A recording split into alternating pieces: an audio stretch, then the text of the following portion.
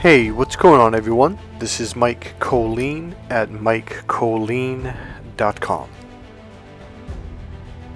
Okay, so because of the last three videos and a realization I had, and I'm going to reshare it in this video, I really believe at this point we are entering a space in time where people are about to become really conscious of what's going on versus the either or left brain, the logical either or mentality of, well, they're either all good or they're all bad, and that's a huge generalization. So the left brain processes information through A or B processing. It's either A or it's B. It's a scientific method, literally.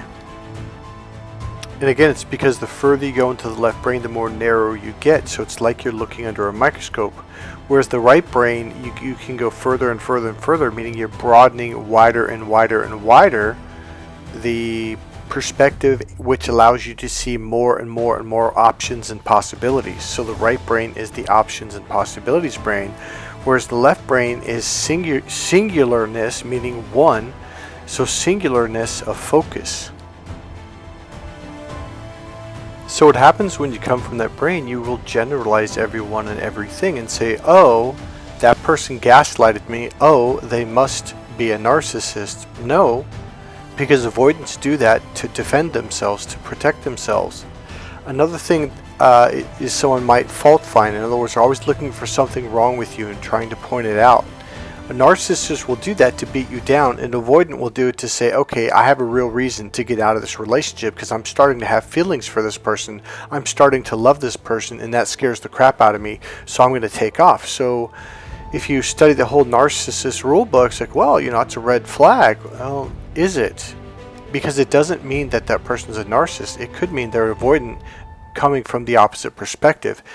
Now, this whole realization I had, and I'm going to give it to you right now, set off a series of thoughts, which I believe is where we're going as a human race right now.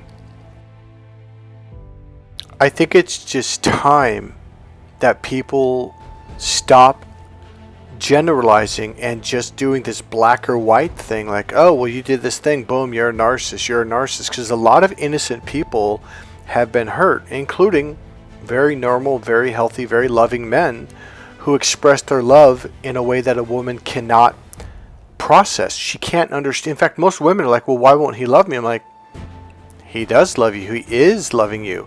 The challenge is he's not loving you in the way that your system can process and relate to and go, oh, he's expressing his love. And men are like, yeah, like, well, how did you miss that? Because we're that different. Ladies, I'm telling you, for a very inexpensive price, buy my book, Why Men Just Don't Get It, and then get the follow-up book, Every Woman's Battle, The Need for Love and Emotional Fulfillment. That book will change your life when it comes to understanding men in relationships. If you're a man, I recommend get the book Cracked Female Code. It's a much more in-depth read. But if you want to start, two smaller books that are about 60 to 70 pages each, get the same books that I just mentioned for women, Why Men Just Don't Get It, and Every Woman's Battle, The Need for Love and Emotional Fulfillment. It will open your eyes to why men and women constantly argue and fight, and they don't feel like they're loved. And then all of a sudden someone's labeling you as a narcissist because, oh, he's so cold. Now watch what I'm about to say. Notice what I just said. He's so cold. He doesn't have emotions. Women say this about men all the time, and it is absolutely not true at all. Now, if you're dealing with a narcissist, okay, true. But that doesn't mean every man is a narcissist. Now, watch what I'm about to teach you. Now, what I'm overall saying in this video already, and what I'm leading into even further, is people tend to, because they don't really understand what's going on, is they tend to overgeneralize everything and just say, oh, well, this is what a narcissist does, and I don't feel my husband's emotion, therefore, oh, he's probably a narcissist. Maybe not.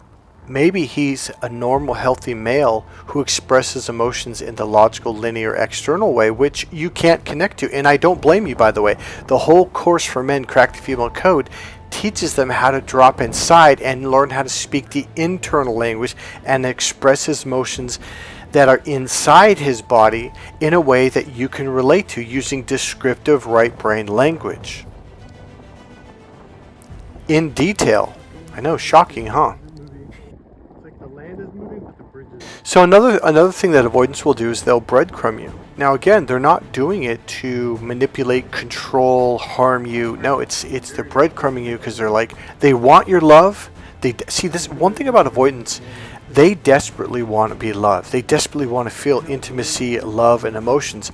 But at the same time, there's this huge conflict that was built inside them by their parents, is they were told that that's wrong and that's bad to be vulnerable and to open up emotionally, and you got to be independent, you got to be strong, you got to be by yourself. So there's this huge conflict that they have.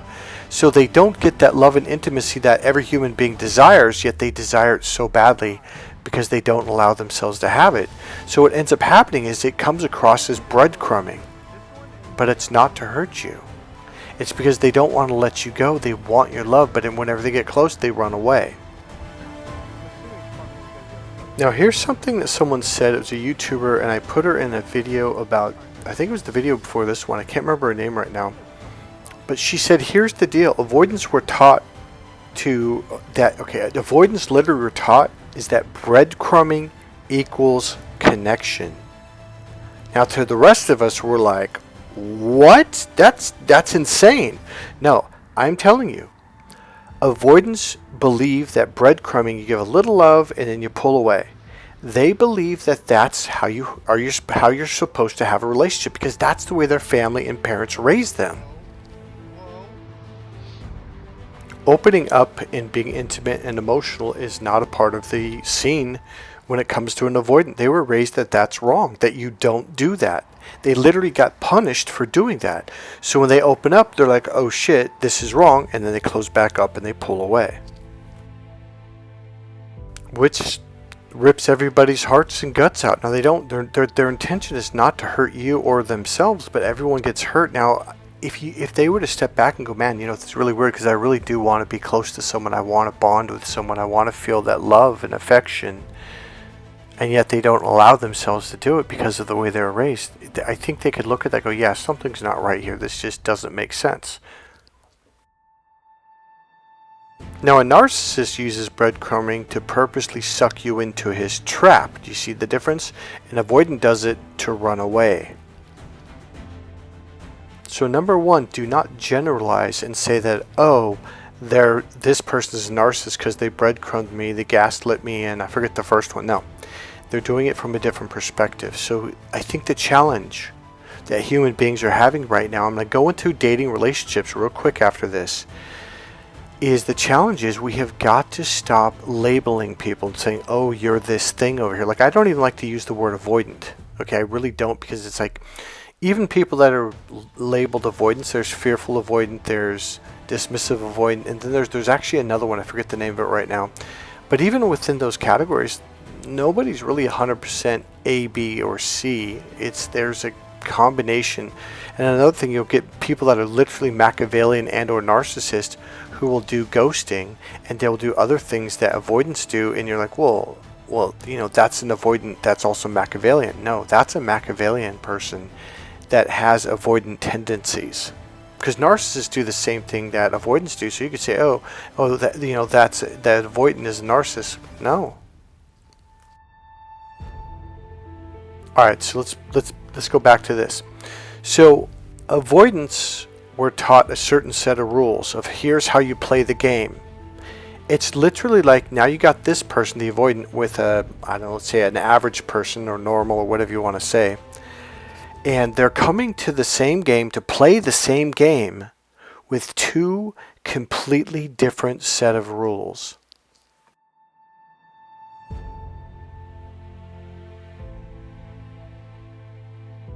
Do you see a problem there? Yes, I'm serious. Do you really see, you have two people that have two different set of rules that were ingrained into them their entire lives by being with their families, saying this is wrong, this is right, this is the rule you play by, this is wrong. Believe it or not, but avoidants look at most people like, what's wrong with you? Like, why are you doing this? And you're like, well, what are you talking about? This is normal. And it's the same thing between a man and a woman, in the sense of her brain is wired completely different, and I mean completely different when it comes to being seduced, to romance, to love, to communication, to expressing our believe it or not, ladies, men express their emotions all the time. You just can't understand it because they express it in what's called the external way. Now you're like, well, why would someone express their emotions externally? When I teach men how to drop down inside, it is the weirdest experience for them to tune into their emotions and feelings, like literally learn how to look within and connect internally and see, these are words that you're used to, like even the phrase emotionally grounded. When I use these phrases with my male clients when they first walk in the door, they're like, emotional what? And a lot of times like, oh God, you're speaking that female gibberish bullshit. Like, why do you make up this fake words, fake language? Literally, when I was in high school, when I'd listen to women talk in groups, I'd be like, I remember, I'm telling you, at high school, I interrupted a group of about 8 to 12 women, or young ladies who were in high school. And I go, why are you guys being so fake? Why don't you just talk normal? Why don't you just say what you mean? Why do you got to make up these, big words, emotional fulfillment, connection, solid, grounded, whole, and complete? And they looked at me like I was the weirdest person on the planet. And I said, you guys are being fake. Why don't you just, be real and talk normal? Well, I was a young male and I didn't realize that women literally are speaking a different language. We don't understand each other, but we can. That's the discovery I made in my course.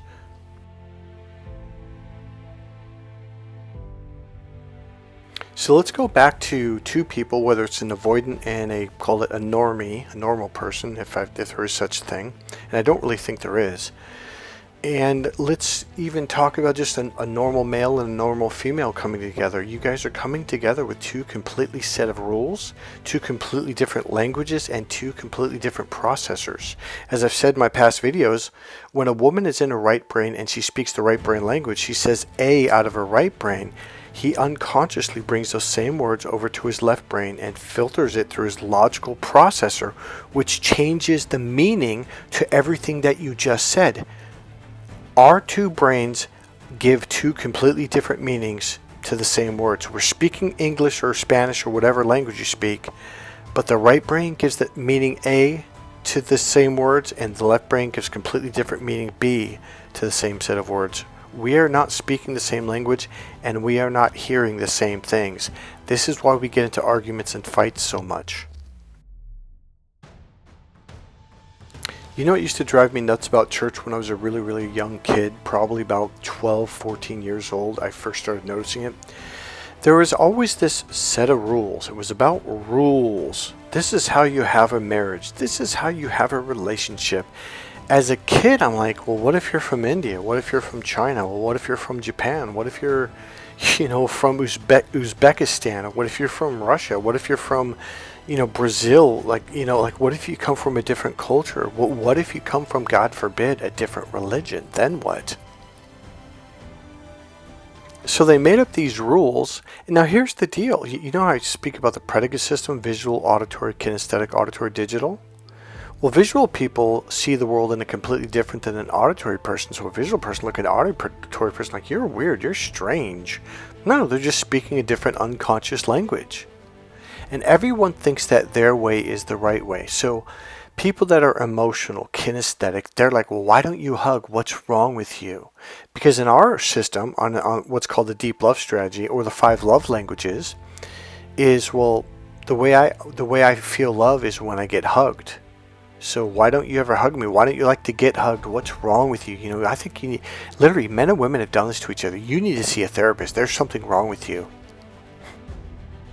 Could you imagine a kinesthetic person, someone who feels love kinesthetically through their feelings, from hugging and touching, getting into a relationship with someone who, with the 5 love languages, is time and then acts of, I just forgot the word, hold on. So there's visual, people express themselves by showing you, by getting you a flower and stuff like that. Then there's auditory people that tell you. Then there's kinesthetic people who hug you and touch you. And then there's time. Some people like time being with the person. And then there's acts of service.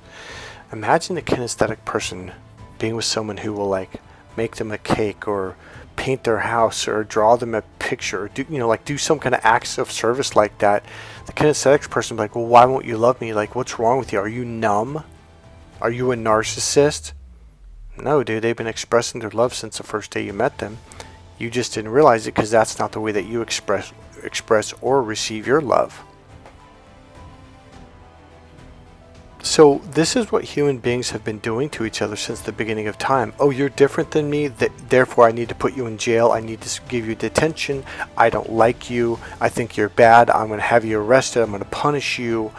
It's like, and here's what it turns out. It's like, no, you're the one that's being black or white. You're looking at everything. It's either A or it's B. It's either you hug people or you must be a cold-hearted fish. When it comes to deep love strategy, otherwise later on called the 5 love languages, if you do not love someone in the way that they receive love, they will think that you don't give a shit about them. My high school girlfriend, she screamed in front of everyone on campus, "You don't show me that you love me." Well, that's visual, but in high school I didn't know any of this stuff. But I remember I talked to my friend's sister, Timo's sister, Tammy. She was working at the local ranch market store in Napa. And I walked in, I was on the verge of tears because I was like, she said, "If you don't show me that you love me by tomorrow, it's over."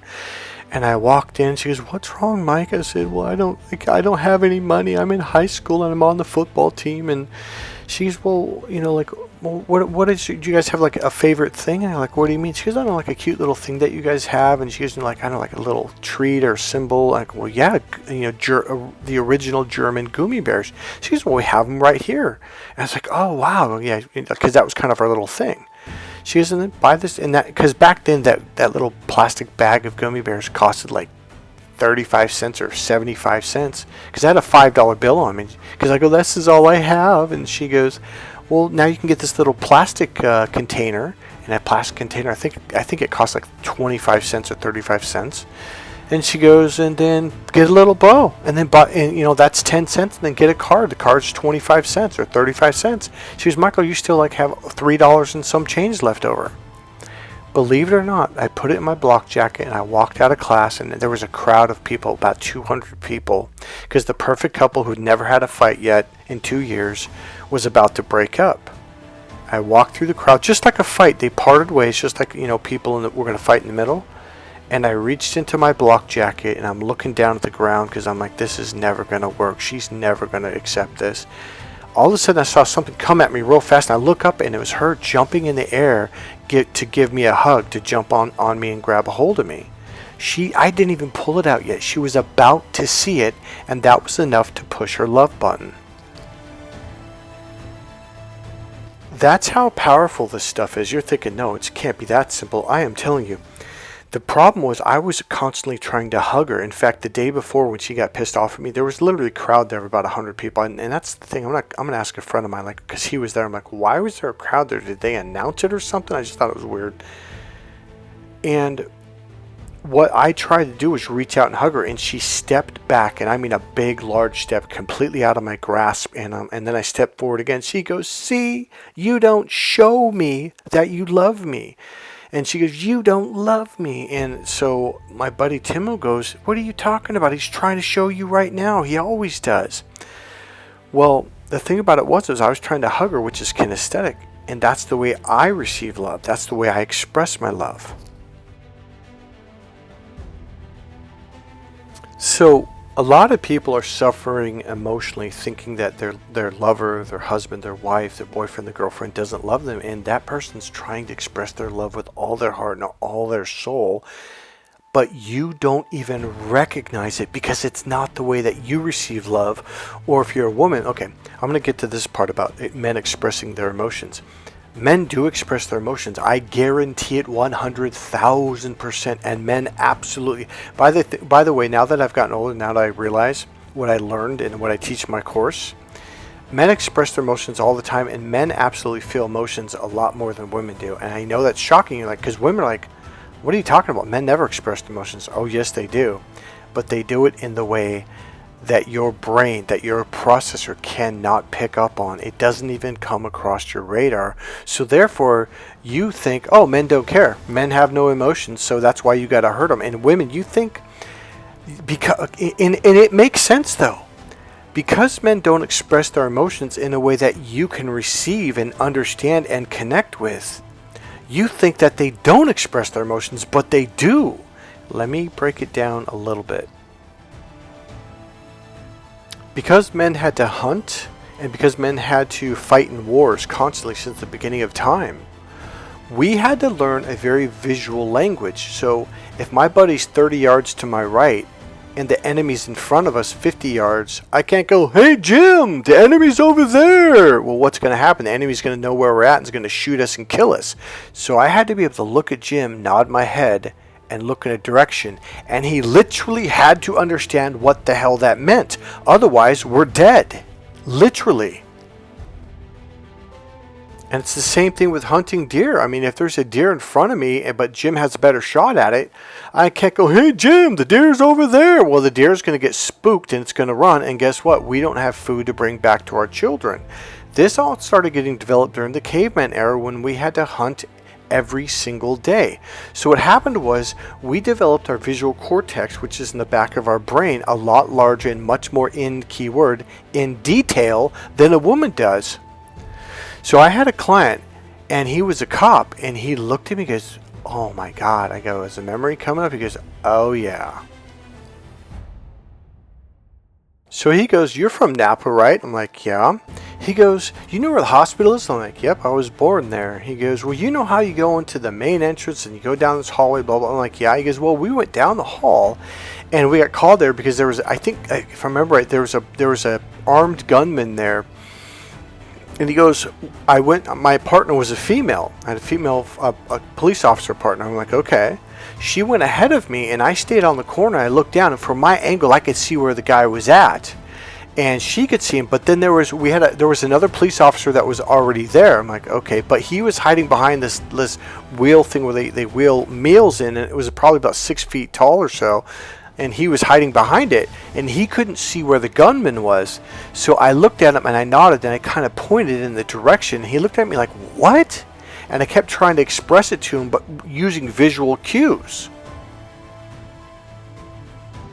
And then after a few minutes, my female partner got frustrated. She goes, "Oh, for crying out loud, just tell him where he's at. Look, he's 10 yards in front of you to the right." And we were like, "Oh shit," because she just gave away his position too and put him in danger.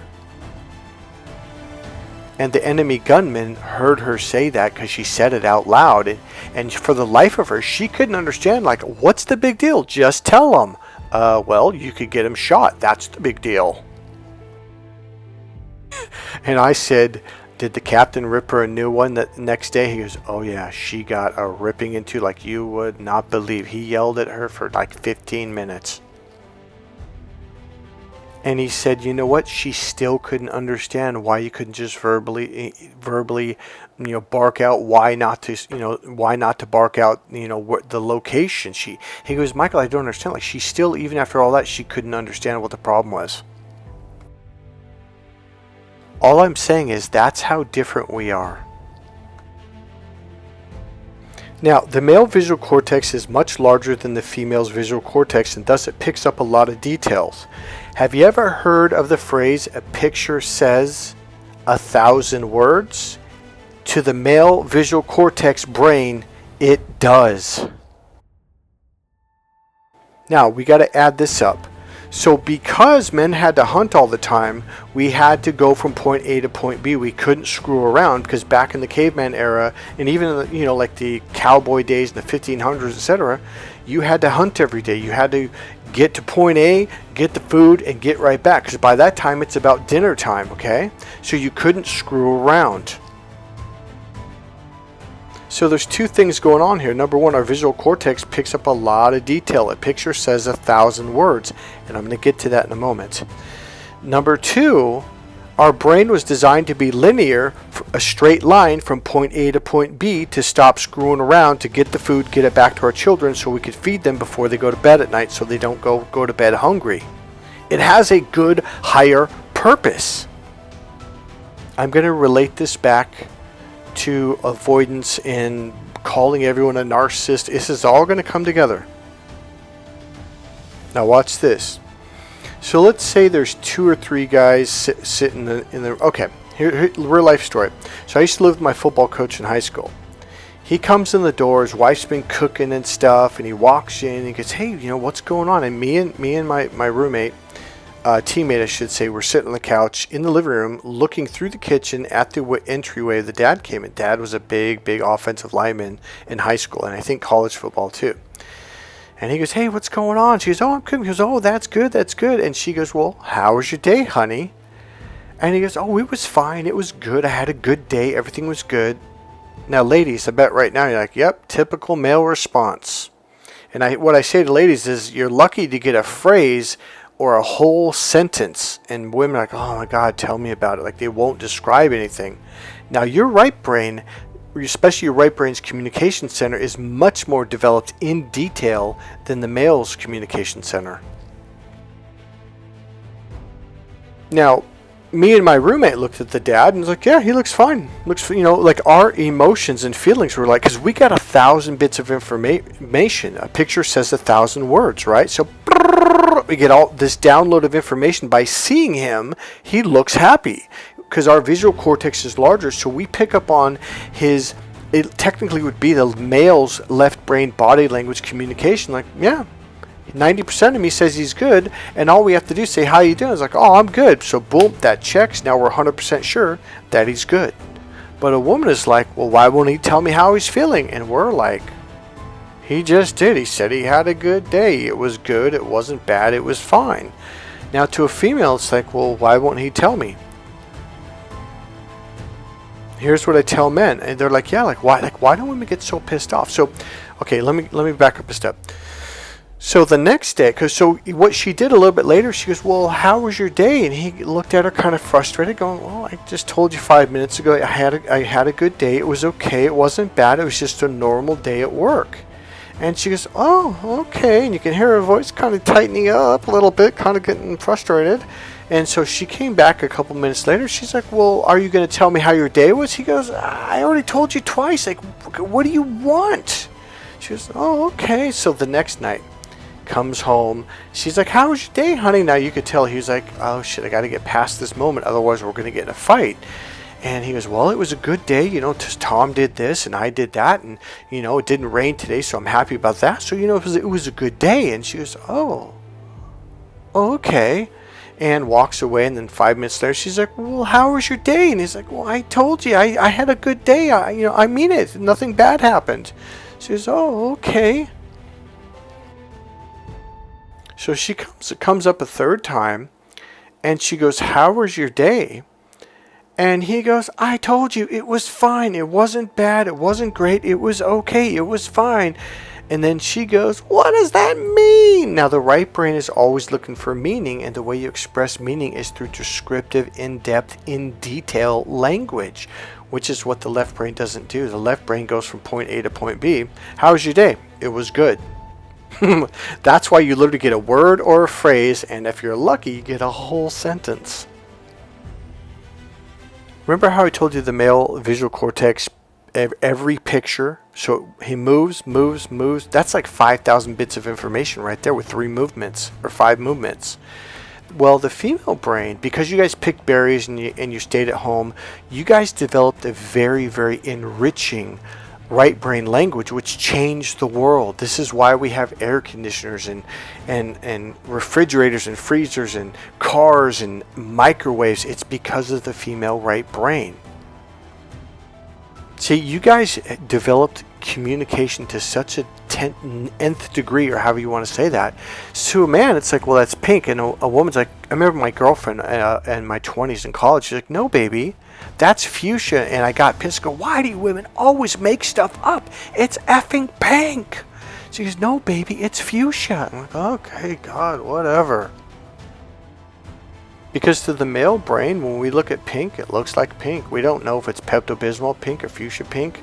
And the funny thing is, I was in art class a lot, and I remember the 5 circles of 5 different colors of pink, 5 different colors of purple, 5 different colors of green. And I had art class that semester in college, and I went, oh my God, she's right. That was fuchsia. So when I saw it in front of my eyes on an actual palette chart thing, I was like, yep, there's fuchsia, and she's right. Fortunately, during this time, I was meditating every day for hours a day, every day, even hours and hours on the weekend, and it was opening me up to my right brain until one day I popped, and I remember we were at a store, and I go, without the other colors next. See, if we have the other colors next to it, we can tell the difference between violet and purple, but if we don't, it's just purple, or it's just pink. But for the first time in my life, I was at a store, I saw this one color on a jacket, and I realized that's not pink, that's fuchsia. And the only reason why I could tell without having the color palette with all the 5 shades of pink next to it is because I was opening up more and more to my right brain. And my girlfriend looks at me, she goes, yes, it is fuchsia. So what I have to tell men is, look, you know how you receive 1,000 bits of information from looking at a picture and looking at another one, and all you need... See, men are doing the same thing women want. Women are just trying to understand inside emotionally, what is he feeling inside? Can I crack a joke, or is he in a bad mood and he's going to flip out? Now, here's what men don't understand. Men are like, you mean she can't tell the minute he walks in the door? No. Men have 90%, maybe even 99% going, yeah, he's in a good mood, I can tell, but I just want to check. I just need one check. How are you feeling? I'm in a good mood. Boom, that checked with what he felt. That's good. She wants to do the same thing, but she can't get it visually. She has to get it auditorily. So you know how a picture says 1,000 words? Guess what? You need to communicate in 1,000 words to express your emotions so she can understand you. It may not be 1,000 words, but you're going to have to use dozens and dozens, probably a paragraph or at least 3 sentences to describe your emotions and feelings inside in a way that she can go, oh, I have a feeling or a slight understanding of how he's feeling inside, so I'm okay.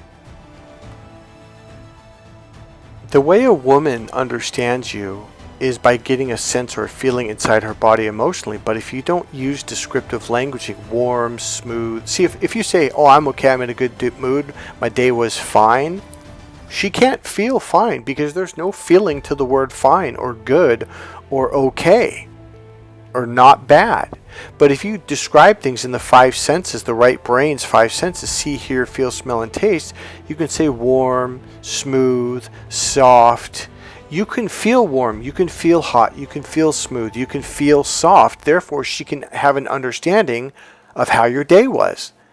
And you're probably going, but I don't express myself in that way. No, you don't. So both our mating systems are in the lower reptilian brain, okay?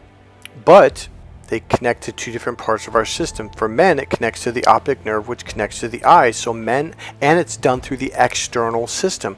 So we look on the outside of your body and see, oh, she's hot, she's cute, she's sexy. You know, nice butt, cute smile, nice boobs, right? Visual, external, on the outside. But the female's mating system curves off to the right brain's communication center, and her emotional system, which is in the right brain, which is the internal brain. So she's expecting you to look for who she is on the inside emotionally, who her personality is on the inside. Women get really pissed off when a man just looks on the outside of her body. Wow, she's hot, I want to go out with her. Not giving a shit about who she is as a person, as her emotions and feelings and her heart. What I'm saying is we're just wired differently. It doesn't mean that men are being bad. We are wired that... Now watch this. Do you want to know why Mother Nature and or God wired us this way, to be visually external, looking at your body? There was a girl in high school who actually graduated the year before, but she came back to campus and she was kind of a little weird. Like something was not right. Like she had changed. And I'm like, whoa. And she would literally, like one day I was going to choir class and she was hiding around the last building, and you had to go past the corner of that building and then go about 30 feet across into the other building to the choir room. Well, what happened was she was hiding and then she popped out, and I happened to be the last person. She literally jumped right in front of me, like, whoa. Now, she'd been doing this for a while, and I knew she'd already graduated. I'm like, what are you doing here? Like, it was just weird. So she had tried to talk to me a few times and said, hey, I have a girlfriend.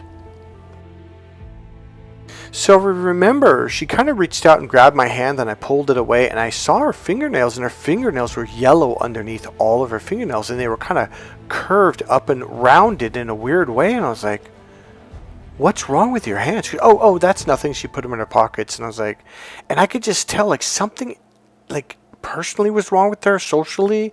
She was acting like a predator, and her finger, and when I saw her fingernails that yellow, now what did it do? It turned me off. Well, she ended up dying about 6 months later or a year later, and it turns out she was dying of lupus or cancer or something like that. See, our mating system wants to make sure that you have a healthy body. So if we see that, you're like something's wrong with you physically, we're going to be turned off, because Mother Nature's like, hey, you don't want to impregnate someone where the baby can't live for 9 months and then be given birth into a healthy body. So you want a healthy environment. So that's why Mother Nature makes men visually external. It's not because Mother Nature's being a pain in the ass or trying to like piss women off. So because men are visual external, they buy you flowers. They're showing you that they love you, because our mating system is visual. And this is why we get our haircut done, and we get a brand new button-up dress shirt, and we get our car waxed, we get brand new chrome rims, because we think this is going to turn you on sexually, because it's all visual. Any man that says, oh, that's not true, they're lying through their teeth. This is why we take you out to a nice restaurant, because it looks good. We may not even be quite conscious of it, but the fact of the matter is, when you take someone out to dinner and pay for dinner, it's a visual experience. You're expressing yourself visually. And I've heard women say, like, why do men do that? Okay? And I'm like, well, believe it or not, but that's his way of trying to turn you on, is by looking good. And she's like, what? Because to women, it's all about the hidden right brain language, communication. For men, I'm pointing to the eyes. For women, I'm pointing to the ears. Believe it or not, guys, I know this is a shocker, because you're not wired this way. So, and men will tell me, like, why would anyone get turned on by talking? That doesn't make sense. Because, ladies, when you talk and talk and talk, it actually turns him off. Here's another funny one. So men try to seduce you or sexually arouse you by looking good, right? And looking good externally. It has nothing to do with expressing his emotions. Okay, watch this. It has nothing to do with mentally stimulating and emotionally fulfilling communication. In fact, if a man's listening to this, he's like, mentally what? Emotionally full. Wait, what? What's that? So ladies, if you feel like you've been in a marriage for 2, 3, 4, 5, 6, 7, 8, 9, 10 years, and you feel like it's an empty marriage, it's because he doesn't. Here's the thing. He expresses his emotions and feelings, but he does it in a linear, logical, external way. And he does it by buying things and showing you and stuff like that. He doesn't do it through the right brain language. If he expresses his emotions, he's going to use the logical processor and speak the logical language. And you're like, well, there's no emotions in that, Mike. I'm like, yeah, I know. Okay, so 4 videos ago, I told you I was going to, tell you about the cat and mouse game, the way that women try to seduce men. Well, men try to seduce or turn women on through the visual system, buying her things, showing her flowers, restaurants, chrome rims, getting his hair cut, dressing nice, button up brand new dress shirt. And women are like, that's the way he was trying to turn me on. Yeah, he thought if you ate an expensive piece of meat on an expensive Chinaware plate, that was going to arouse you. It was like the event was there, like kickboxing. Like you've got the ring, you've got the crowd, and you got the sitting in the chairs, you've got the referee, you've got the judges, you've got the ambulance, and the promoter. But the fighters never showed up. No one stepped in the ring. The event never happened. So that's an experience. When you take a woman out to dinner on a date, she's looking at you going 1001, 1002, like, when are we going to do the romance? And he's thinking, what are you talking about? I pulled up in my brand new car with a brand new chrome rims. I waxed the car. I got a brand new haircut. I got a brand new button-up t-shirt. I'm looking good. I went to your door. I held the door open. I walked you to my car. I opened the door. I sat you in. Sat you in the car. I closed the door. I was very romantic. I drove you there. I mean, that's romantic. I opened up the restaurant door. That's romantic. But ladies, you think I'm joking? We men think when we pull out a chair at a restaurant and order for you, we think that's turning you on. At the very least, we think that is the romance, which, by the way, guys, the word romance means turning her on sexually. Ladies, men don't know that. We think romance is being submissive, acting like a monkey on a chain, jumping through hoops, and we think if we do it enough times, we're eventually going to get sex. Meaning opening doors, paying for dinner, pulling out the chair, being proper. But there's something called mentally stimulating and emotionally fulfilling communication, which is very meaningful. Now those three phrases, you're like mentally what? Emotionally fulfilling, meaningful, what are you talking about? Guys, it triggers her mating system. The word romance is equivalent to the male's language seduction. Hola means hello. Romance means seduction. Now here's the kicker. The way, ladies, the way that you try to turn a man on, try to seduce a man, pisses him off. All you needed to do was wear a short skirt, put some lipstick on, take a shower, do your hair, look pretty, bat your cute little eyes at him and giggle. Literally, you think I'm joking? I am not joking. In fact, you would be better off just keeping quiet, not talking at all, because that will really throw him off. Now guys, guess what women do to try to turn you on? They try to communicate. Sorry, I'm laughing here. We are so different, and this doesn't mean that we're wrong or bad. And I'm going to tell you something. Now here's the second piece that women do, guys. They will play hard to get. You ever heard to a woman, if a man's a challenge, she'll chase you? See, if a woman is not chasing, if she's not trying to turn you on, if she's not trying to, like work for it, it's a turn off. Now watch this. What women will do is they will do indirect things. They will communicate indirectly, okay? And then they will physically do things indirectly, thinking it's turning you on when it's really upsetting you, pissing you off, and absolutely turning you off. For example, since women are both left and right brain, they do this cat and mouse game. They go left, right, back and forth, back and forth. They tease you. Ladies, the worst possible thing you could do is tease a man sexually. Nothing on the planet will enrage a man more than that. I said this to a woman at Starbucks. She said, what do you do for a living? I was explaining, I gave this example how women sometimes, here's another thing, sometimes they'll say A, but they don't mean A. They actually mean something else, B, something deeper, more meaningful, right brain. She's like, yeah. I go, you want to piss a man off? Do that. Communicate indirectly. Say A but not mean A. Nothing will piss off the male direct linear logical brain more than that, because in the left brain you say A and you mean A and that's it. So I was telling this woman at Starbucks about this, and she said, oh, I learned. She goes, when you play the cat and mouse game, when you play hard to get, when you say A but you don't mean A, you mean something else B, they act like you killed their firstborn child. She said, I learned never, ever to do that to a man. The male brain is direct. You have to directly tell him. So Irene goes, but Michael, I told him I was going to wash my hair tomorrow night. So she was telling me how she told this guy she didn't want to see him anymore. I go, that's what you told him? I go, Irene, you did not tell him you don't want to see him anymore.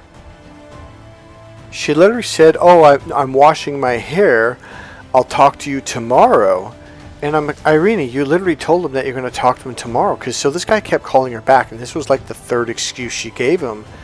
She goes, Michael, why does he keep calling me? I'm like, you literally said, call me back. I think she said, call me, call me back tomorrow or the next day. I go, Irene, you literally said that you were going to talk to him again, so he's literally going to hear A and think that you meant A. She goes, but I didn't mean what I said. That phrase would make a man flip out. Believe it or not, because I haven't dated for 5 years, I got completely rusty. I was dating someone and I literally thought, oh, she's different. And I think in a way she was, because she came up to me, she approached me, all left brain male, kind of like, wow, this is really cool. And I was just like, wow, this is impressive. I'm like, man, she's different. No, she wasn't different. And I didn't do the A-B thing. I didn't play the hard to get thing. I didn't play the cat and mouse game. Oh yeah, here's another example, guys. Watch this. You're gonna love this. When I was a little kid, about 4 or 5 years old, my friend Johnny from across the street came over and he got me. We walked over there and there was a cat. So we walked by the side door of the garage. We walked down the sidewalk on the side of the garage to the back where the picnic table and the barbecue and stuff. And his dad was there. And I know I said this recently in a YouTube video, in the last 2 or 3 videos. So the dad was like, "Shh, be quiet, be quiet." And I looked down like, "Oh, the kitty's there." And then I was like, "What's it looking at?" And it's looking straight over. "Oh, there's a mouse. Oh, cute. Oh, no." I looked back at the kitty. I was like, "Oh, no." And sure enough, when the mouse ran, the cat chased it because movement stimulated it and triggered it. This is the cat and mouse game. And it went after it and it grabbed it, okay? And it bit into it and the mouse squeaked. And it's like, "Oh, God." And it let it go. I was like, oh, it's letting it go. And the mouse ran again. And the cat then crunched it and bit into it and, like hurt it real bad and bent it. And it was squeaking and squeaking. And then it stopped and the cat let it go. And I already figured out, like, "Oh, don't move, don't move." And sure enough, it moved. And the cat bit into it. And I'm like, "Oh, no." And I was like pretty much sure it was dead. And then the cat was about to walk away. It flicked its tail. I'm like, "Oh, no, don't move." And the cat kind of patted it one time and it walked away. That fast, the cat got bored and left. My point being, guys, is believe it or not, but you have to play the cat and mouse game or they're going to get bored really fast and they will literally walk away. It's inborn into their mating system. It triggers them to be sexually stimulated. If they don't have to chase you, if they don't, play hard to get, if you don't play hard to get, it's, but most of my clients are like, "Michael, I don't want to do that to a woman. I don't want to hurt her." I'm like, believe it or not, but it doesn't hurt her. It actually excites her and turns her on romantically or sexually. I actually had a client who took my course years ago and he really, really liked this girl. She happened to live in my building. I didn't even know she lived here. And I said, "Hey, here's how you play the cat and mouse game." He goes, "Michael, I don't want to do that. That's mean. That's going to hurt her." I'm like, "No, it's not going to hurt her." But I know to a man, it feels like you're ripping her heart out when you play hard to get. But to a woman, it makes it builds up the sexual tension. It builds up the excitement. It makes her want to chase you, which is a good thing. To a woman, if there's no chase, well, just like the cat walking away, well, the game's over. There's no sexual stimulation. There's no emotional stimulation. So if you're being direct and just giving her love and giving her sex, she's just like, well, there's women that now will come out and dating coaches that are saying, "Hey guys, believe it or not, but play hard to get. We actually like that." What's my point with the avoidant, the narcissism, calling avoidance narcissist, or maybe your husband who doesn't express his emotions? Because, see, ladies, this takes about 40 hours to teach men how to communicate in this expressive way. It is very hard. It's a foreign concept. In fact, I guarantee you, men that have listened to this video have already gotten off because they're just like, "This guy's not making any sense." Men will tell me, "This guy's literally making this stuff up." So just because someone uses a kitchen knife to hurt someone, that doesn't mean that everyone does that. Believe it or not, I know this sounds shocking. Some parents, this is so weird, they actually make children sandwiches to feed them. Shocking.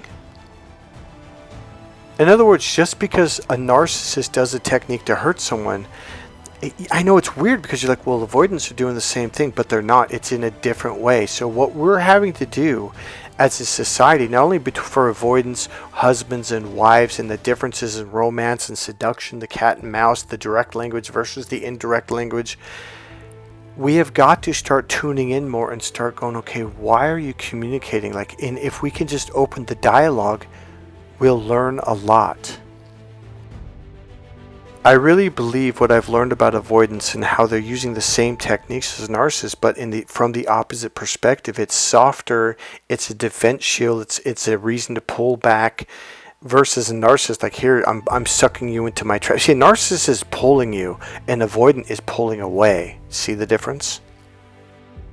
A narcissist is trying to trap you, and an avoidant is trying to get out of a trap or what they perceive as a trap.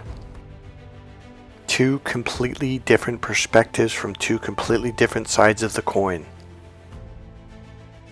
Everything that I talked about in this video, I teach men in my course, Crack the Female Code, okay? Plus a lot more, okay? It's about romance. It's about the female form of seduction, which women absolutely like, enjoy, and they're already aware of. They just don't understand why you're not. For women, I do a course for women. It's about a 4.5 hour course for women called Why Men Just Don't Get It. If you have a small group, it is a hoot. The overall message is, I believe we're at a time now where we really need to start going, okay, what is their intention behind their words? What is their intention behind their actions? We have to start looking for that. We have got to get out of this blinded either or black and white mentality. Life is not black or white. Maybe your husband is a narcissist. Maybe he's cold-blooded. But maybe he doesn't know how to express his emotions in a way that you can receive emotionally. Because most men express their emotions logically, literally through one word. How you doing, honey? Oh, I'm fine.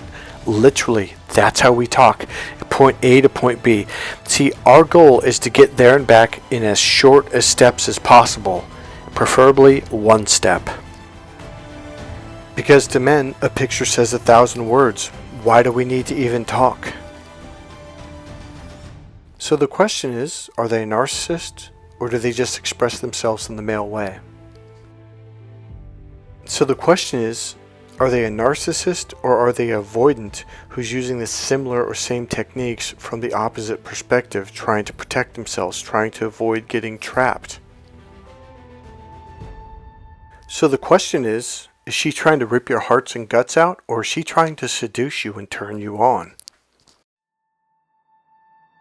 We are coming to the same table to play the same game using two completely different rules. What we need to do is learn from each other. And this is what I teach in my courses, Why Men Just Don't Get It and Cracked Female Code. Men and women can finally learn how to get along with each other, romance each other, and turn each other on in the way that they were meant to be turned on. Not in the way that you were meant to be turned on. You ever heard a phrase in the Bible, do unto others as you'd have them do unto you? That was a slight mistranslation. Others do unto you as they want you to do unto them. So if someone hugs you, guess what? They want to be hugged. If someone does acts of service, they want you to do the same unto them. If somebody visually expresses their love, they want you to do that unto them. Interesting, another mistranslation in the Bible proved wrong. It's close, but it's actually opposite. People do unto you as they want you to do unto them, because that's the way that they receive love, joy, happiness, etc. If somebody's playing hard to get and playing the cat and mouse game, they want you to do that to them, because that's what turns them on. Start paying attention to the intention behind their actions and behind their words. It's very, very important to learn this. If you've been wondering, is this guy a genius? Yes, I am. Okay, a little tongue-in-cheek there. Alright guys, God bless you. I hope you learned something. I really think if you listen this far, I think you really were enlightened on a lot of things. God bless you guys. If you enjoyed this video, please click subscribe, click the like button, go ahead and make a comment. And please go ahead and leave a donation. There's a PayPal link right there in the description box, or buy one of my books. Alright guys, I'll see you in the next video. Remember, subscribe.